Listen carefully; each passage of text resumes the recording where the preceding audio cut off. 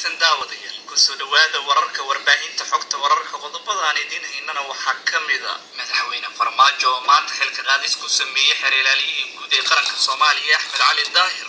shakhsiga lagu bedelay ayaa sidoo kale daawan doontaan go'aanka maxkamadda sare ee dalka dacwadii xisbiga himilo qaran ka gudbiyeen iyo wixii ka soo baxay dhageysiga mar kale dacwadii maanta loo fadhiistay wadana ka tirsan golaha shacabka baarlamaanka Soomaaliya oo maanta loo diiday inay ka dhoofto garoonka magaalada Muqdisho kadibna taariikh cajiib ah ay sameysay baarlamaanka ay tagtay xogta iyo wixii maanta qabsaday ayaa ay golaha ka horjeedisay kiis dacwadeed ayaana ay ka gudbisay ciidamada nabad sugidda haddii ay ku cadeen waayaan faldambiyeedka lagu hor istaagay damaca baarlamaanka Soomaaliya oo muddo kordhinta ay sameysanayaan iyo Professor Jawaari oo sir la qarinayay banaanka keenay halista ku imaan karta heshiiskii madasha Shariifka hogaamiyo iyo madaxtooyada wada galeen maalmo ka hor dulduleelad siyaasadeed oo durba la dareemaya iyo khilaafka cusub ila Soomaaliya oo dhaqaale ku kala furfuraysa xildhibaanada doonaya inay mooshin xilka qaadis ku sameeyaan wasiirka amniga dalka Maxamed Abuukar Islow habraaca doorashada ee dowladda goboleedka Galmudug cusub ee la dhisayo oo maanta la soo saaray waliba bil wax ka yar ayaa lagu soo gabagabeynaya baa la yiri xulista xildhibaanada guddoonka iyo madaxweyne ku-xigeenka in lagu soo doorto wali ahlu sunna saluug iyo ballanka fur dowladda ay ku sameysay ay ka cabanayaan awoodda dowladda iyo maamulkaas Galmudug ay ku dhisayso iyo sida xaalku yahay ayaa idin la wadaagi doonaa duqa Muqdisho Amar Filish oo ku biiray dagaalka culimada ka dhex jiray maalmahan Sheekh Umar Misasomo iyo la saftay fariintiisa iyo waxa ay nuxur ahaan xambaarsanay guddigii soo diyaarinayay sharciga doorashooyinka qarankana warbixin cusub ayay u gudbiyeen golaha shacabka baarlamaanka Soomaaliya Sheekh Umar amnigiisa aad ayaa loo adkeeyay waliba gaadiidka aan xabadda karin ayaa uu raacaa meelaha qaar marka uu tagayo wasiir ka tirsan dowladda federaalka oo baarlamaanka inuu hortaga laga sugayay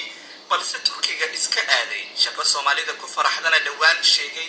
in uu ku dhawaaqi doono qodobada dibaddana hadduu Ilaahay raalli ka noqdo waxa daawan doontaan Turkmenistan iyo dalka Imaaraadka Carabta oo xiriir ganacsi oo ballaaran yeelanaya iyo laba qof oo ku dhintay doofaan iyo dabeel isla socday oo ku dhufatay qayb ka mid ah dalka Greega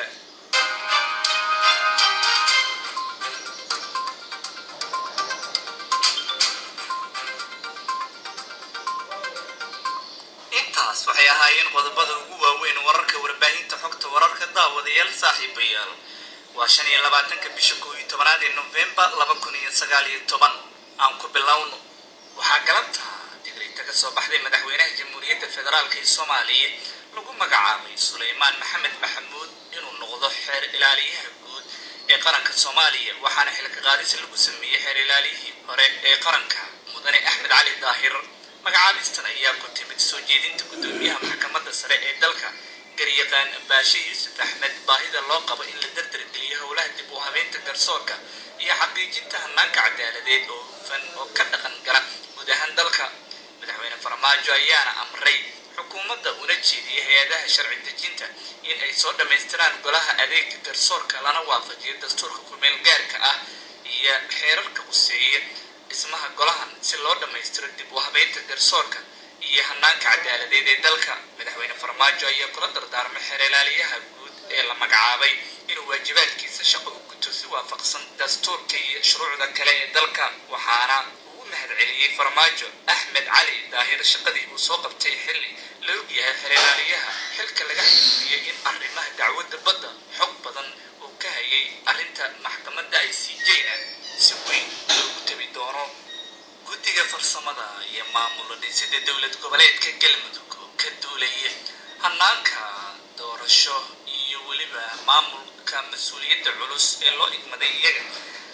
ayaa waxay garwaaqsadeen baahida loo qabo iyo leelida Galmudug